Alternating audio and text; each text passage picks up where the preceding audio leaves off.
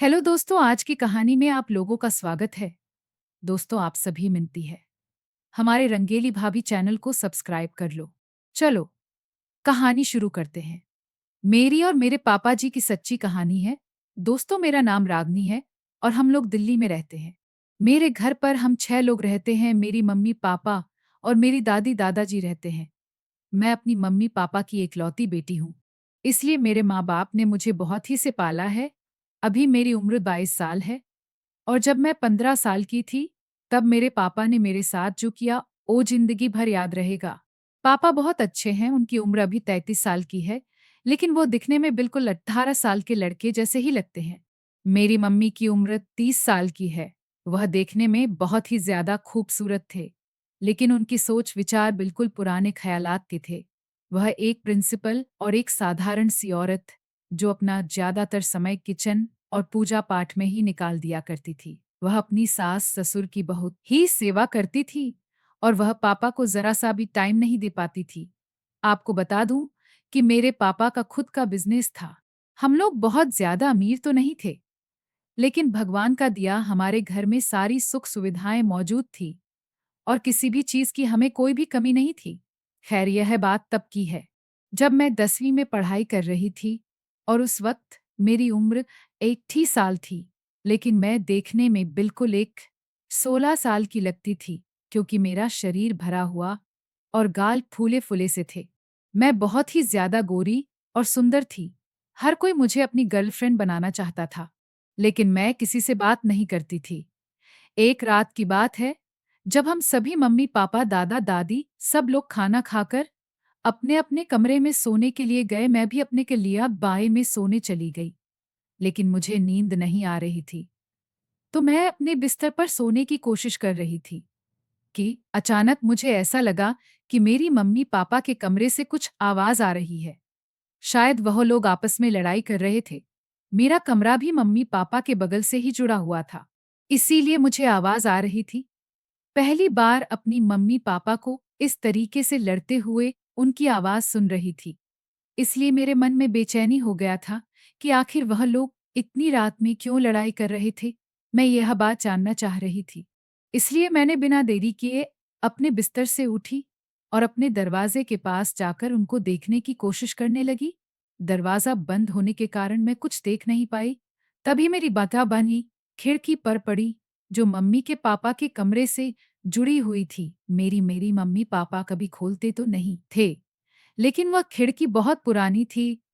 इसकी वजह से उसमें बहुत जगह छेद हो गए थे, जिससे हम बाहर का नजारा झांक कर देख सकते थे। फिर क्या था, मैं अपने कमरे की लाइट ऑफ कर दी और उस खिड़की के पास जाकर उसमें से झांक कर देखने लगी, तो अंदर का नजारा देखकर तो मेरा होश ही उड़ गया था। मेरे पापा मम्मी को अपने से करने के लिए कह रहे थे, लेकिन वह बार-बार मना कर रही थी। मैं समझ गई थी कि आखिर वह उनसे क्या कहना चाहते हैं, लेकिन मेरी मम्मी बार-बार पापा को मना कर रही थी। शायद मम्मी बहुत ज्यादा थकी हुई लग रही थी। तभी मेरे पापा गुस्से में करवट बदलकर सो गए और मेरी मम्मी भी सो गई। दोस्तों, वह नज़ारा देखकर मुझे बहुत अजीब सा महसूस होने लगा था। मेरा दिल बहुत तेजी से धड़क रहा था। मैं बहुत देर तक उस खिड़की से देखती रही, जबकि मेरी मम्मी पापा दोनों सो गए थे। फिर कुछ देर बाद मैं अपने बिस्तर पर वापस आई और फिर सोने की कोशिश करने लगी, लेकिन रात भर मुझे नींद नहीं आई और मैं करवट बदलती रही। जब मैं सुबह उठी, तो मैं मम्मी और पापा को अजीब नज़रों से देख रही थी, क्योंकि कल वाली रात बात मेरे मन में अभी तक चल रहा था। उनकी बातों की वजह से मैं रात भर सो नहीं पाई थी। मेरी मम्मी ने मुझे इस तरीके से देखते देख लिया था। वह मुझसे बोली, क्या हुआ, कोई बात है? मैंने कहा, नहीं मम्मी, वह आज मेरी तबीयत ठीक नहीं लग रही है, तो मैं आज स्कूल नहीं जा पाऊंगी। मम्मी ने कहा, कोई बात नहीं, आज तुम आराम कर लो, कल से अपने स्कूल चली जाना। हम सब नाश्ता कर रहे थे, पी फिर पापा ने नाश्ता किया और टिफिन लेकर अपने ऑफिस के लिए निकल गए। मेरे दादा दादी थोड़ा लेट खाना खाते थे। मेरी माँ ने मेरा नाश्ता निकाला और कहा कि खा लो, खाकर तुम भी आराम कर लो। मैं खाना खाई और जाकर अपने रूम में आराम करने लगी। मेरी मम्मी दादा दादी के पास जाकर उनकी सेवा पानी करने लगी। फिर उन्हें नाश्ता करवाकर खुद नाश्ता करके अपने रूम में सोने चली गई। फिर मैं अपने रूम में चली गई। खिड़की जो मम्मी पापा के कमरे से जुड़ी है, उसमें से झांक कर देखी तो मम्मी अपने कमरे में सो रही थी। लेकिन मेरे मन में कल की बातें अभी तक चल रही थी। मैं रात होने का इंतजार कर रही थी। जब शाम हुआ तो पापा घर पर आए। फिर से वह बातें मेरे मन में चलने लगा। फिर हम सबने खाना खाया और खाना खाकर अपने अपने कमरे में सोने के लिए चले गए। पापा ने मुझे खाते टाइम पूछा था, आरती तुम्हारी तबीयत ठीक तो है ना? मैंने कहा हाँ पापा बिल्कुल ठीक है। अचानक मेरे मुंह से उस वक्त उस रात वाली बात निकल गई। पापा आप दोनों रात में लड़ाई क्यों कर रहे थे? पापा हैरान के साथ बोले क्या? और फिर मम्मी पापा का चेहरा देखने लगी और पापा भी हैरान थे कि इसे यह बात कैसे पता चली। मैं भी इस बात से घबरा गई थी कि मेरे मुंह से ये क्या निकल गया। लेकिन मैंने दिमाग से काम लेते हुए कहा, वह मेरे कमरे में रात को आवाज आ रही थी। ऐसा लग रहा था जैसे कि आप दोनों लड़ाई कर रहे। तो पापा ने कहा, अरे नहीं, वह बस ऐसे ही। मैंने कहा, अच्छा ठीक है। फिर मैं अपने कमरे में सोने चली गई।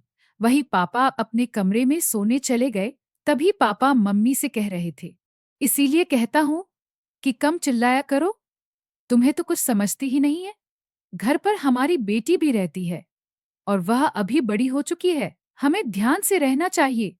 मम्मी ने कहा, हाँ जी आप बिल्कुल ठीक कह रहे हैं, कल के लिए मुझे माफ कर दीजिए। फिर पापा ने कल वाली बात फिर से जिद करने लगी। फिर मम्मी ने तुरंत ही मना कर दिया। तब फिर मेरे कमरे में कमराज आने लगी, क्योंकि अब मुझे रात में नींद नहीं आती थी।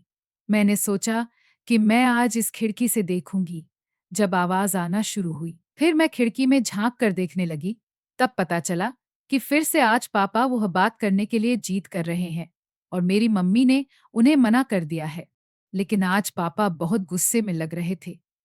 अगली सुबह ने मुझसे कहा, चलो आज मैं तुम्हें स्कूल छोड़ देता हूँ। वह जब मुझे स्कूल छोड़ने आए तो वे मुझे अजीब तरीके से देख रहे थे। मुझे समझ नहीं आ रहा था कि वह मुझे ऐसे क्यों देख रहे हैं। मैंने पापा से पूछ लिया कि क्या बात है? पापा आप मुझसे कुछ कहना चाहते हैं क्या? पापा ने कहा, नहीं कुछ नहीं, बस ऐसे ही थोड़ा परेशान हूँ। मैंने कहा, हाँ बताइए। पापा ने कहा, चलो पहले मैं तुम्हें डेयरी मिल्क चॉकलेट खिला देता हूँ। उन्होंने मुझे डेयरी मिल्क की बड़ी वाली चॉकलेट दिलाई और मैं खाई। फिर उसके बाद उन्होंने कहा, चलो मैं तुम्हें एक ड्रेस भी खरीद देता हूँ। मैं समझ नहीं पा रही थी कि पापा ऐसा क्यों बोल रहे हैं। लेकिन फिर मुझे जब इस सच्चाई का पता चला तब मेरा होश ही उड़ गया। लेकिन मैं बहुत खुश थी क्योंकि पापा ने मुझे एक नए कपड़े दिलाए थे, चॉकलेट भी खिलाई। मैंने कहा, पापा आप बताइए आप कुछ परेशान थे? पापा ने कहा, हाँ बेटा, वो मैं बिजनेस करता हूँ तो उसमें मुझे किसी की जरूरत पड़ती है। मैं तुम्हारी मम्मी से हर रात को कहता हूँ कि मेरा इस चीज में साथ दो, लेकिन वह बिल्कुल भी मेरा साथ नहीं देती है और दिन रात पूजा पाठ और तुम्हारे दादा दादी के सेवा में ही बिजी रहती है। अब तुम ही बताओ मैं क्या करूं? ऐसे तो मेरे बिजनेस में घाटा हो रहा है। तभी मैं बोली, पापा बताइए अगर मैं आपकी कोई मदद कर सकूं। उन्होंने कहा, बेटी इसलिए तो बता रहा हूं, मेरे पापा कपड़ों का बिजनेस करते थे तो बस वह कपड़े में महंगे वाले एक साइड और लोकल वाले एक साइड रखने होते थे। बस इतनी सी मदद चाहिए थी। मैंने कहा, जी पापा मैं आपकी मदद जरूर कर दूंगी। फिर पापा ने कहा, तुम रात को मेरे कमरे में आ जाना। मैंने कहा, ठीक है। पापा रात को जब मैं उनके कमरे में गई तो मम्मी सो चुकी थी, लेकिन पापा मेरा इंतजार कर रहे थे। पापा ने थोड़ी सी शराब पी रखी थी। उन्होंने मेरे से मीठी मीठी बातें करने लगे, प्यार भरी बातें बोलने लगे। फिर अचानक से उन्होंने वह बात बोल दी जो मुझे पता करना था। वह बात सुनकर मेरे पैरों तले जमीन खिसक गई कि मेरी माँ मतलब उनकी पत्नी उन्हें बता रही है जिस सुख की तलाश हर मर्द को होती है। पापा की बात सुनकर मुझे उन पर बहुत दया आ गई। हमने प्यार से गले लगाया, लेकिन वह तो नशे में थे और ऊपर से कई दिनों के भूखे। वे अपने आप पर काबू नहीं कर पाए और मैंने भी उनको नहीं रोका। दोस्तों आप तो समझ ही गए होंगे क्या हुआ होगा।